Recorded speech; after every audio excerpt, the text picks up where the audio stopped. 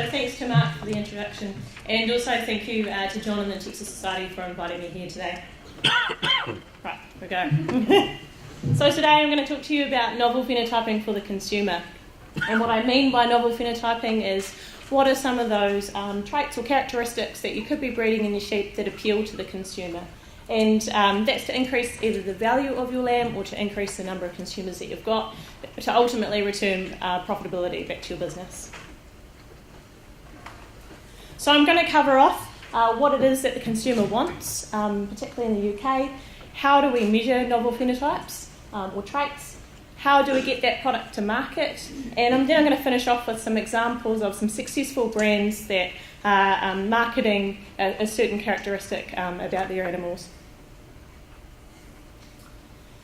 When we look at meat purchasing habits, we can see here in this graph that lamb makes up about 3% of the meat that's purchased by consumers, and this is on UK consumers.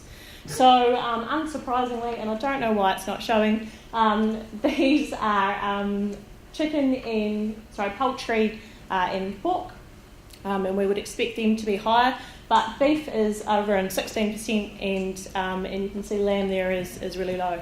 But I think what this highlights is that there's a real opportunity to increase the amount of lamb consumption and get some more consumers. Okay, these slides have come up weird as well, so please excuse those.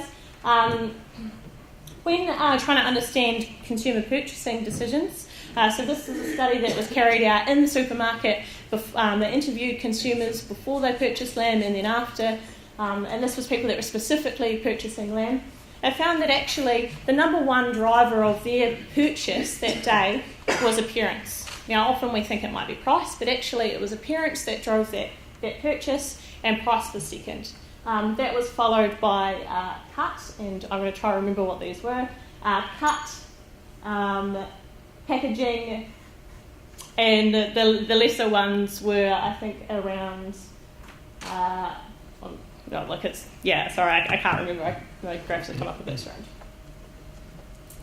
Right, so we know that when in the supermarket they are making their judgment and the decision around appearance, and secondly around price. But what is it that the consumer is willing to pay more for?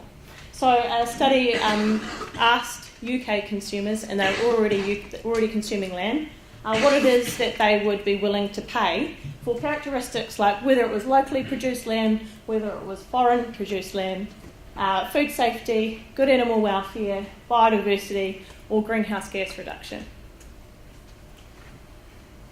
And what they found that the UK lamb consumer would be willing to pay an extra 18% on top of what they are now for animal welfare. They would pay an extra 15% for food safety. Now, reduced greenhouse gases, locally produced products, and biodiversity ranged around 4 to 6%. And your UK lamb consumer will pay less, 5% less, for a foreign produced product. I think what this acknowledges is that there's a lot of room to increase some novel traits perhaps in animal welfare and food safety, where the consumer is willing to pay more. So I've obviously mentioned a lot about novel phenotypes or new traits. What are some examples that may appeal to the consumer? So in animal welfare, where we know that the consumer might pay an extra 18%, these could be lamb survival and disease resistance. Now I know that techs are already doing a lot of work in this space, and these are things that you're already measuring because they increase the value to you and give you greater production gains. But perhaps you could actually be capitalising on that by demonstrating to your consumer that you're focusing on these traits, because these are areas that the consumer is willing to pay more.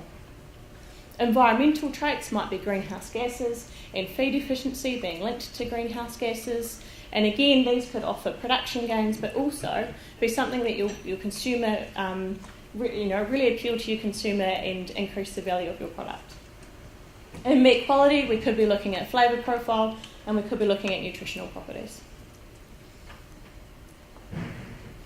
So we know that we have a novel phenotype or a certain type of trait that we want to select for. How do we go about measuring it?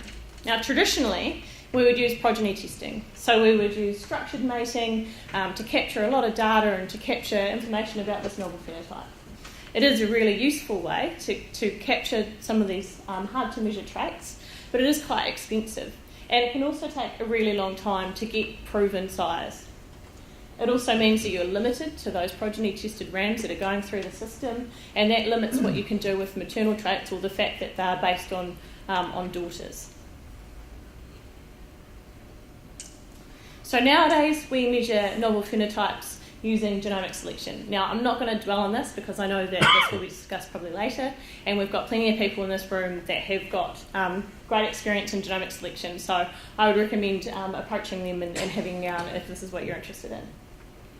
But genomic selection is still expensive in the sense that it requires a reference population, that you're capturing that data on this phenotype, but it does allow you to measure hard to measure and expensive traits.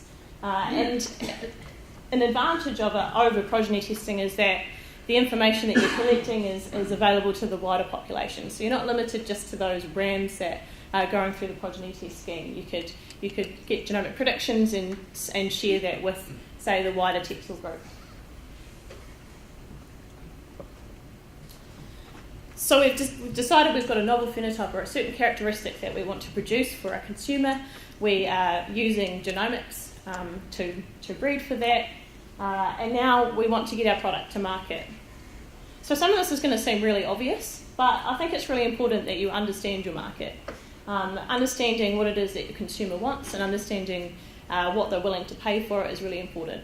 Are you going to be increasing the value of your product, or are you just going to be doing what you're doing and getting more consumers interested in eating lamb because you're producing something that they really want?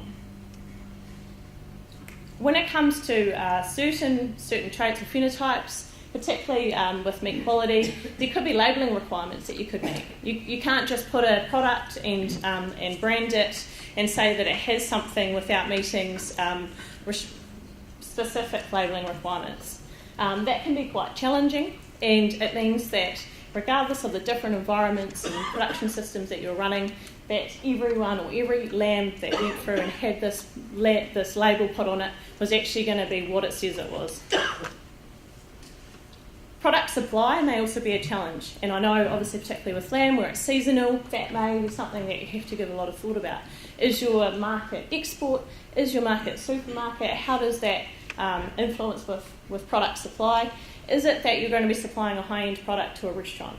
That might give more flexibility with managing supply. One of the key things with taking a unique phenotype or novel phenotype or traits to market as a product is having supply chain transparency. So, and it's really important that the value is shared throughout. In meat quality, for example, you might have bred for a certain nutritional property and you might be labelling for that. So that might require a certain farm system. So the value needs to be shared from the breeder who's selecting for this trait through to the finisher who might be producing a unique farm system to express the trait, and then to the processor who may actually have to put in some really high-tech equipment to be able to measure this in your lamb, to be able to put a label on it and say that it's got these certain nutritional properties. So obviously product verification and quality assurance is really, really important, and having scientific backing for all the things you do to make sure that what you're producing is what you say it is. So I'm just going to finish on some successful brands and give some examples of some novel phenotypes that have been taken to market. And I'm going to apologise in advance for the fact that many of these are New Zealand, that is, I am new to the UK, so please forgive me. These are brands that I'm familiar with. So Lanico is an integrated merino wool supply chain. Lanico have developed the world's most innovative face mask. So they claim that they have the world's most breathable face mask. That is it in the corner there. They teamed up with a designer and have designed this very fashionable face mask that has the novel phenotype as unique wool properties for this filter. New Zealand King salmon have bred an elite line of salmon called Ora King. Ora King salmon have higher fat content and it's a healthier fat profile. So they've produced this elite line of salmon that appeals to the consumer for its novel fat profile.